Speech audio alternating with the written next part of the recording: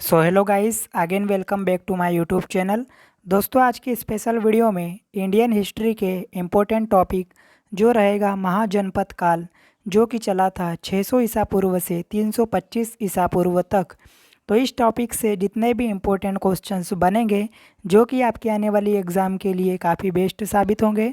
और यकीन मानो, अगर इस टॉपिक से क्वेश्चन आता है तो इन्हीं क्वेश्चन में से आपको देखने को मिलेगा। तो चलिए बिना किसी देरी के शुरू करते हैं। क्वेश्चन नंबर 1 से यहाँ पर आपको सही मिलान करना है। ठीक है, तो सही मिलान देखते हैं। कौन सा महाजनपद काल की क्या राजधानी थी, ये यहाँ पर सही मिलान करना है। तो गांधार की जो राजधानी थी वो राजधानी थी तक्षशिला।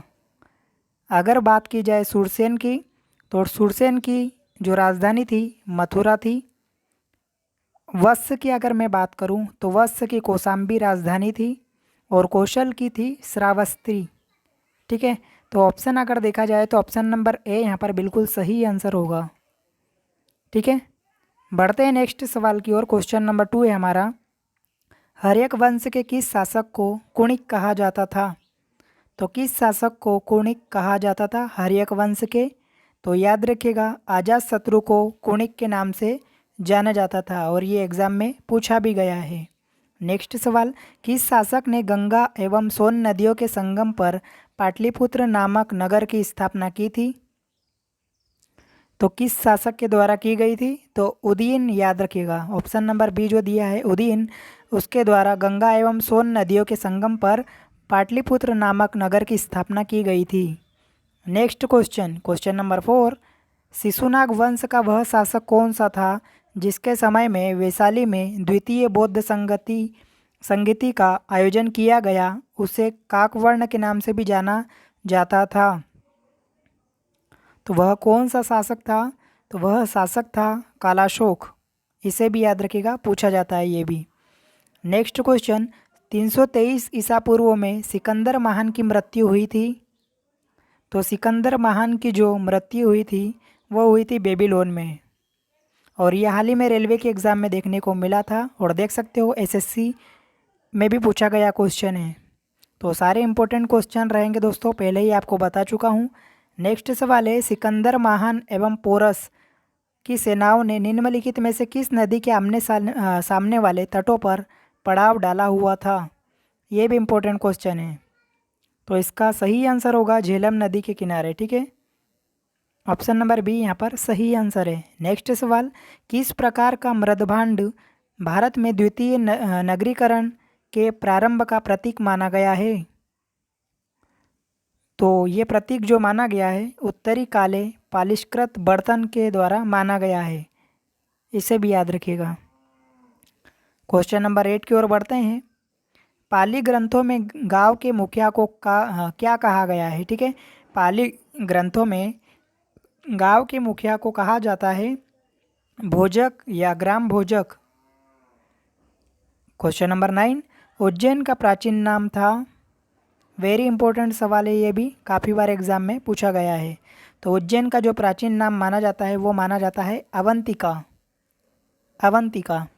नेक्स्ट क्वेश्चन, नंद वंश का संस्थापक कौन था? तो नंद वंश का जो संस्थापक माना जाता है महापद्मनंद माना जाता है नंद वंश का संस्थापक। ये भी आईएमपी क्वेश्चन है। नेक्स्ट सवाल, क्वेश्चन नंबर 11, ग्रीक एवं यूनानी लेखकों द्वारा किसे अग्रमीज या जेंड्रमीज कहा गया है? तो ये कहा गया है घनानंद को। किसे? घनानंद को। नेक्स्ट सवाल, प्राचीन भारत में पहला विदेशी आक्रमण किनके द्वारा किया गया? तो प्राचीन भारत में जो पहला विदेशी आक्रमण किया गया था ये किया गया था ईरानियों के द्वारा। किसके द्वारा? ईरानियों के द्वारा। क्वेश्चन नंबर 13, प्राचीन भारत में दूसरा विदेशी आक्रमण एवं पहला यूरोपीय आक्रमण किनके द्वारा किया गया? तो ये किया गया था यूनानियों के द्वारा। ये भी इम्पोर्टेंट सवाल है। ठीक है दोस्तों, अगर वीडियो पसंद आ रहा हो, ठीक है, तो वीडियो को लाइक करना और साथ में सब्सक्राइब जरूर करना, ताकि ऐसे ही इम्पोर्टेंट वीडियो आपको हमेशा की तरह मिलती रहे। क्वेश्चन नंबर 14 है, ईरानियों के हकमनी वंश के किस शासक ने भारतीय भूभाग को जीतने के बाद उसे फारस साम्राज्य का 20वां प्रांत बनाया? तो किस शासक ने ऐसा किया था? तो ये किया गया था डेरियस के द्वारा। डेरियस याद रखिएगा, पूछा जाता है एग्जाम में। नेक्स्ट क्वेश्चन, हाइडे स्पीज या वितस्तता का युद्ध जो कि 326 ईसा पूर्व में हुआ था, किन किन शासकों के बीच में हुआ था? तो वितस्तता या हाइडे स्पीच का जो युद्ध हुआ था, ये हुआ था सिकंदर एवं राजा पोरस के मध्य। दोस्तों काफ़ी बार ये एग्ज़ाम में पूछा गया है, आईएमपी क्वेश्चन लगा लीजिए और रट लीजिएगा, ठीक है। नेक्स्ट सवाल है, सिकंदर ने भारत पर कब आक्रमण किया था? ये भी इम्पोर्टेंट सवाल, और ये हम पिछले क्वेश्चन में देख चुके हैं। तो ये जो आक्रमण हुआ था 326 ईसा पूर्व में हुआ था सिकंदर के द्वारा भारत पर आक्रमण, ठीक है। 17 नंबर क्वेश्चन, यहाँ पर आपको फिर से सही मिलान करना है। तो जो बिंबिसार है शासक, किस वंश के शासक है, ये आपको यहाँ पर मिलान करना है। तो जो बिंबिसार है ये हर्यक वंश का शासक कहलाता है। कालाशोक की अगर मैं बात करूँ तो ये शिशुनाग वंश का शासक कहलाता है। महापद्मनंद की अगर मैं बात करूँ तो ये नंद वंश का शासक कहलाता है। और बिंदुसार की अगर मैं बात करूँ तो ये मौर्य वंश का शासक कहलाता है। चारों इंपॉर्टेंट क्वेश्चन हैं, पूछे जाते हैं। बढ़ते हैं नेक्स्ट सवाल की ओर। 18 नंबर क्वेश्चन देख लेते हैं, ठीक है। यहाँ पर आपको फिर से सही मिलान करना है एक बार। तो देखते हैं, महाजनपद जो है वो आधुनिक क्षेत्र के साथ कौन सा महाजनपद काल माना गया है? तो जो मगध है ये पटना एवं गया के ज़िले के अंतर्गत आता है। वत्स की अगर मैं बात करूं तो जो वत्स है ये इलाहाबाद के अंतर्गत आता है। कौशल की अगर मैं बात करूं, ठीक है, तो कौशल अवध के अंतर्गत आता है और अवंती मालवा के अंतर्गत आता है। तो ऑप्शन नंबर ए जो दिया है यहाँ पर बिल्कुल सही आंसर होगा इसका। 19 नंबर क्वेश्चन देख लेते हैं, मगध की प्रथम राजधानी कौन सी थी? तो मगध की प्रथम राजधानी मानी गई थी राजगृह। देख सकते हो कितनी बार एग्जाम में पूछा गया है। नेक्स्ट सवाल देखते हैं, 20 नंबर क्वेश्चन, ठीक है। 20 नंबर क्वेश्चन है, किस शासक द्वारा सर्वप्रथम पाटलिपुत्र का राजधानी के रूप में चयन किया गया? तो ये किया गया था उदयन द्वारा। उदयन द्वारा, ऑप्शन नंबर सी यहाँ पर सही आंसर है। नेक्स्ट सवाल, 16 महाजनपदों की सूची उपलब्ध है। तो 16 महाजनपद की जो सूची उपलब्ध है ये अंगुत्तर निकाय में उपलब्ध है, अंगुत्तर निकाय में, ठीक है। नेक्स्ट सवाल 22 नंबर क्वेश्चन, निम्नलिखित में से किस मगध का कौन सा राजा सिकंदर महान का समकालीन था? तो कौन सा राजा सिकंदर महान के समकालीन माना गया था? तो जो घनानंद थे वो राजा सिकंदर के समकालीन माने गए थे।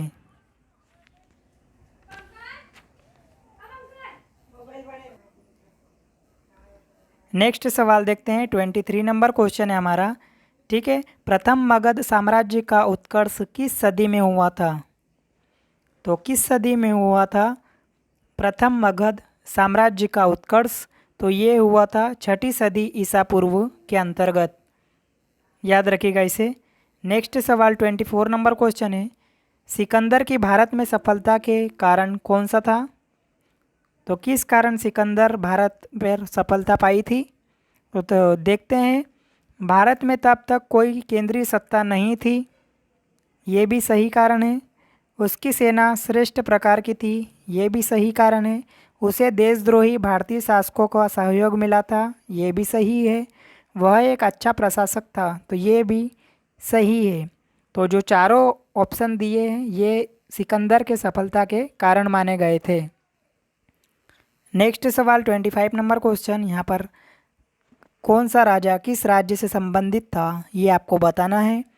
तो जो प्रदोत राजा थे वो अवंती के राजा माने गए थे। उदयन की बात करूँ तो ये वत्स के राज्य के राजा माने गए थे। प्रसेनजीत जो थे ये कौशल के राज्य के राजा माने गए थे। और अजातशत्रु जो थे ये मगध के राजा माने गए थे। नेक्स्ट क्वेश्चन 26 नंबर क्वेश्चन देखते हैं, अभिलेखीय साक्ष्य से प्रकट होता है कि नंद राजा के आदेश से एक नहर खोदी गई थी। तो कहाँ पर खोदी गई थी ये नहर? तो ये कलिंग में खोदी गई थी दोस्तों, कलिंग। नेक्स्ट सवाल, पहला ईरानी शासक जिसने भारत के कुछ भाग को अपने अधीन किया था, तो ऐसा कौन सा शासक था? तो वह था डेरियस। डेरियस याद रखिएगा दोस्तों। नेक्स्ट सवाल है 28 नंबर क्वेश्चन है, मगध के राजा अजातशत्रु का सदैव किस गणराज्य के साथ युद्ध रहा था? तो अजातशत्रु का सदैव अगर किसी गणराज्य के साथ युद्ध रहा था तो वह गणराज्य था वज्जिसंघ, जिसे कि वैशाली भी कहा गया है। याद रखिएगा इसे। 29 नंबर क्वेश्चन है, वज्जिसंघ के विरुद्ध मगध राज्य के किस शासक ने प्रथम बार रथ मूसल, ऐसा रथ जिसमें गदा जैसा हथियार जुड़ा था, तथा महाशिलाकंटक फेंकने वाला एक युद्ध यंत्र नामक गुप्त हथियारों का प्रयोग किया? तो ऐसा कौन सा शासक था? तो वो शासक था अजातशत्रु। अजातशत्रु याद रखिएगा। बढ़ते हैं नेक्स्ट सवाल की ओर। 30 नंबर क्वेश्चन है, नंद वंश का अंतिम सम्राट कौन माना गया था? इम्पोर्टेंट सवाल। तो नंद वंश का जो अंतिम सम्राट माना गया था वो माना गया था घनानंद। कौन? घनानंद। 31 नंबर क्वेश्चन, भारत में सिक्कों या मुद्रा का प्रचलन कब से हुआ था? ये भी आईएमपी क्वेश्चन है, काफ़ी बार एग्जाम में देखने को मिला है। तो सिक्का या मुद्रा का जो प्रचलन शुरू हुआ था, ये शुरू हुआ था 600 ईसा पूर्व से। 600 ईसा पूर्व याद रखिएगा। नेक्स्ट सवाल 32 नंबर क्वेश्चन, निम्न राजाओं पर विचार करना है आपको। तो अजातशत्रु, बिंदुसार और प्रसेनजीत। तो आपको बताना है निम्न में से कौन बुद्ध के समकालीन थे। तो 3 ऑप्शन में से जो बुद्ध के समकालीन थे तो वो थे दोस्तों कौन? अजातशत्रु एवं प्रसेनजीत। ये दोनों जो थे किसके समकालीन थे? बुद्ध के समकालीन। बढ़ते हैं नेक्स्ट सवाल की ओर। 33 नंबर क्वेश्चन है, 6ठी सदी ईसा पूर्व के दौरान बड़े राज्यों के उदय का मुख्य कारण क्या था? तो बड़े राज्यों के उदय का जो मुख्य कारण माना गया था, ये माना गया था उत्तर प्रदेश एवं बिहार में व्यापक पैमाने पर लोहे का उपयोग, इस कारण बड़े राज्यों का उदय माना गया था। नेक्स्ट सवाल है, मगध सम्राट बिंबिसार ने अपने राज्य वेद जीवक को किस राज्य के राजा की चिकित्सा के लिए भेजा गया था? ये भी हाल ही में एनटीपीसी एग्ज़ाम में पूछा गया था। तो किसके लिए भेजा था? अवंती के लिए। अवंती यहाँ पर बिल्कुल सही आंसर होगा। अगला सवाल 35 नंबर क्वेश्चन है, किस शासक ने अवंती को जीतकर मगध का हिस्सा बना दिया था? आईएमपी क्वेश्चन है ये भी। किस शासक के द्वारा अवंती को जीतकर मगध का हिस्सा बना दिया गया था? तो ये बना दिया गया था शिशुनाग के द्वारा। शिशुनाग बिल्कुल सही आंसर है। 36 नंबर क्वेश्चन, किस मगध सम्राट ने अंग का विलय अपने राज्य में कर लिया? तो ऐसा जो सम्राट था वह सम्राट माना गया था बिंबिसार, जिसने कि अंग का विलय अपने राज्य में कर लिया था। 37 नंबर क्वेश्चन, शिशुनाग ने किस राज्य का विलय मगध साम्राज्य में नहीं किया? तो शिशुनाग ने जो शिशुनाग के द्वारा जो किया गया था, जो काशी था, उसका विलय मगध साम्राज्य में नहीं किया था। तो इसे भी याद रखिएगा। नेक्स्ट सवाल 38 नंबर क्वेश्चन, काशी एवं लिच्छवी का विलय मगध साम्राज्य में किसने किया था? तो काशी एवं लिच्छवी का जो विलय किया गया था मगध साम्राज्य में, वो किया गया था अजातशत्रु के द्वारा। किसके द्वारा? अजातशत्रु के द्वारा। Next question 39 number question, Magadh साम्राज्य के बारे में कौन सही नहीं है? तो कौन सा मगध साम्राज्य के बारे में सही नहीं, ये आपसे पूछा है। तो पुराणों एवं महाकाव्यों के अनुसार इसकी स्थापना बृहदत्त ने की थी। तो ये तो दोस्तों यहाँ पर गलत हो गया। ठीक है, महापद्म ने इसे सर्वाधिक विस्तार प्रदान किया एवं सर्व छत्राक एक इकराट की उपाधि धारण की। ठीक है, तो ये भी यहाँ पर गलत हो जाएगा। गिरिव्रज, राजगृह, पाटलिपुत्र एवं वैशाली क्रमशः इसकी 4 राजधानियाँ बनी। तो ये भी यहाँ पर गलत हो जाएगा। ठीक है, तो दोस्तों याद रखिएगा, इनमें से कोई नहीं इसका सही आंसर होगा। ठीक है, तीनों ऑप्शन गलत है। 40 नंबर क्वेश्चन, सिकंदर के आक्रमण के समय उत्तर भारत पर निम्नलिखित राज्य वंशों में से एक शासक था। तो सिकंदर के आक्रमण के समय कौन सा राजवंश था? तो याद रखिएगा, नंद वंश था सिकंदर के आक्रमण के समय। नेक्स्ट सवाल 41 नंबर क्वेश्चन, निम्नलिखित में से कौन सा एक छठवीं शताब्दी में प्रारंभ में भारत का सर्वाधिक शक्तिशाली नगर राज्य रहा है? तो कौन सा रहा है? मगध। मगध राज्य इसका सही आंसर होगा। नेक्स्ट सवाल 42 नंबर क्वेश्चन, निम्न में से कौन सा भारत पर ईरानी आक्रमण के प्रभाव के रूप में माना जाता था? तो कौन सा माना जाता था? तो दोस्तों, खरोष्टी लिपि का प्रचार, ये भी बिल्कुल सही है, जो कि प्रभाव था एक। अभिलेख उत्कीर्ण करने की कला का प्रचार, ये भी एक प्रभाव माना गया था। ईरानियों की छत्रप प्रणाली का प्रचार, ये भी एक सही प्रभाव माना गया था आक्रमण के दौरान। घंटा आकार के गुंबज की कला का प्रचार, ये भी बिल्कुल सही है। और स्त्री अंग रक्षकों की नियुक्ति, तो ये भी बिल्कुल यहाँ पर सही है। तो ऑप्शन के थ्रू देखा जाए तो ऑप्शन नंबर डी यहाँ पर बिल्कुल सही आंसर होगा इस क्वेश्चन का। बढ़ते हैं नेक्स्ट सवाल की ओर। 43 नंबर क्वेश्चन है, निम्न में से कौन सा एक सिकंदर के आक्रमण का प्रभाव नहीं था? तो कौन सा प्रभाव नहीं था? तो चार ऑप्शन में से जो ऑप्शन नंबर डी दिया है, उसने भारत को यूनान की रियासत बनाया। तो ये यहाँ पर बिल्कुल सही आंसर होगा इस क्वेश्चन का, जो कि प्रभाव नहीं था सिकंदर के आक्रमण का। नेक्स्ट सवाल है, निम्न में से किस राज्य में गणतंत्रात्मक शासन व्यवस्था नहीं थी?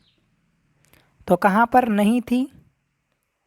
तो याद रखिएगा, मगध एक ऐसा राज्य था जहाँ पर गणतंत्रात्मक शासन व्यवस्था नहीं थी। अगला सवाल 45 नंबर क्वेश्चन, निम्नलिखित में से किसे सेनिया कहा जाता है?